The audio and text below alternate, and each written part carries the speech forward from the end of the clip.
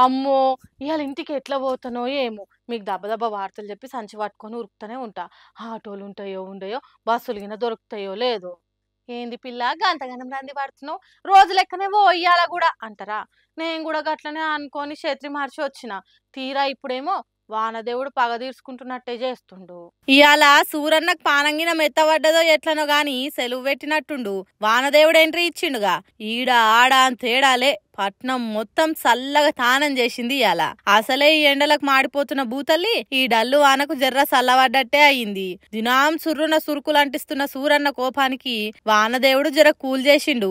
పొద్దటి నుంచి మొగులు జర నల్లబడ్డా పగటీలు వాన షురువైందంటే ఇతుమార్ లేకుండా పడ్డది. ఈ దెబ్బకు మన పట్నం రోడ్ల కథ తెలిసిందేగా.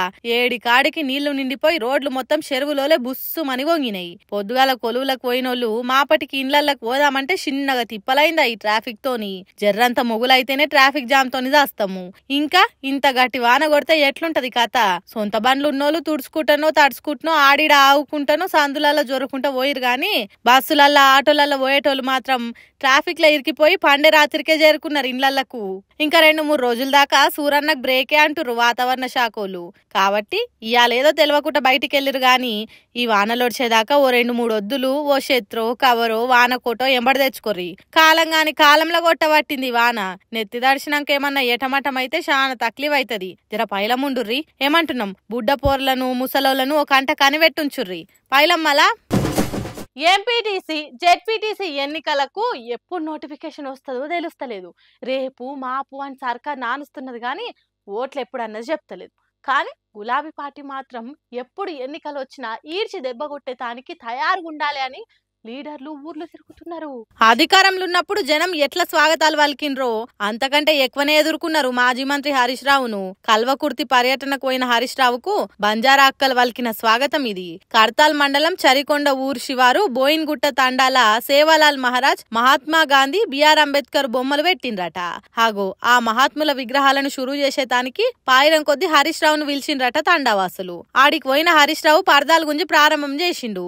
తర్వాత మాట్లాడుకుంటా ఒక మారుమూల తండాలో సేవాలాల్ మహారాజ్ యొక్క విగ్రహాన్ని ఆవిష్కరించుకోవడం, అంబేద్కర్ గారి విగ్రహాన్ని ఆవిష్కరించుకోవడం, గాంధీజీ గారి విగ్రహాన్ని 3 విగ్రహాలను ఒక్కరోజు ఇనాగ్రేట్ చేసుకోవడం, ఆ కార్యక్రమంలో పాల్గొనడం నా అదృష్టంగా నేను భావిస్తా ఉన్నా.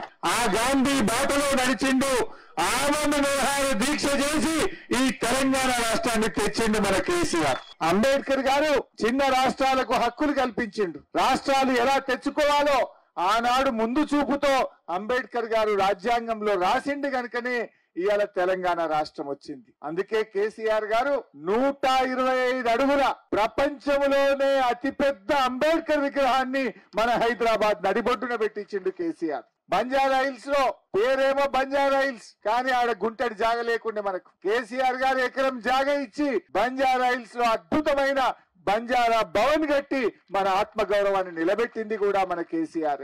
ఇట్లా విగ్రహాల గురించి మాట్లాడినాక సర్కార్ చేస్తున్న చక్కదనం ఎట్లున్నదో చెప్పుకొచ్చిండు.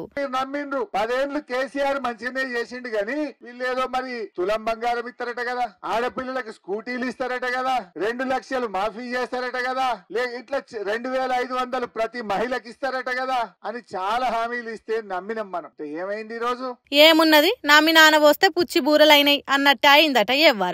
అదే ముచ్చట చెప్పిండు. తర్వాత ఇవాళ ఈ రాష్ట్రంలో రుణమాఫీ కాక రైతులు ఎంతో బాధపడుతుంటే నువ్వు ఇవాళ ఎగబెట్టి మోసం చేసినావు. కొద్దిగంత చేసిండు, ఏం చేసిండు ఆ కొద్దిగంత మీకు కూడా అర్థం కావాలి. వానకాలం రైతు బంధు పైసలు 8,000 కోట్లు ఎగ్గొట్టిండు. మన వానకాలం రైతు బంధు పడ్డదా? అవి 8,000 కోట్లు ఎగ్గొట్టిండు. మొన్న యాసంగిలో 3-4 ఎకరాల దాకా వేసిండు, అందులో ఒక 4,000 కోట్లు ఎగ్గొట్టిండు. అవి ఇవి కలిపితే 13,000 కోట్ల రూపాయలు రైతు బంధు పైసలు ఎగ్గొట్టిండు. ఈ 13 తీసుకుపోయి కొంతమందికి రుణమాఫీ చేసి ఇక నేను చేసిన అంటాడు. కేసీఆర్ ఇచ్చే 2,000 కూడా నడిమిట్ల 2 నెలలు ఎగ్గొట్టిండా లేదా? 1 నెల అప్పుడు ఎలక్షన్ల ముంగట 1 నెల ఎగ్గొట్టిండు, మొన్న 1 నెల కొట్టిండు. అంటే నీకు 4,000 పింఛన్ ఇయ్యలే గాని 4,000 రూపాయలు మాత్రమే ఎగ్గొట్టిండు రేవంత్ రెడ్డి. ముసలోళ్ళ పైసలు తిన్నాడు, ముసలోళ్ళ పైసలు తింటాడు ఎవడన్నా? భర్త చనిపోయిన పైసలు తింటాడు ఎవడన్నా? ఈ రేవంత్ రెడ్డికి ఆ వికలాంగుల పైసలు తింటాడు ఎక్కడన్నా? ఇవాళ నువ్వు 4,000 ఇస్తా అని చెప్పి 4,000 చెప్పపోతే కానీ 2 నెలల పింఛన్ ఎగ్గొట్టి ముసలోళ్ళ 4,000 తిన్నాడు రేవంత్ రెడ్డి. హాగో గట్లున్నదట కాంగ్రెస్ సర్కార్ తీరు.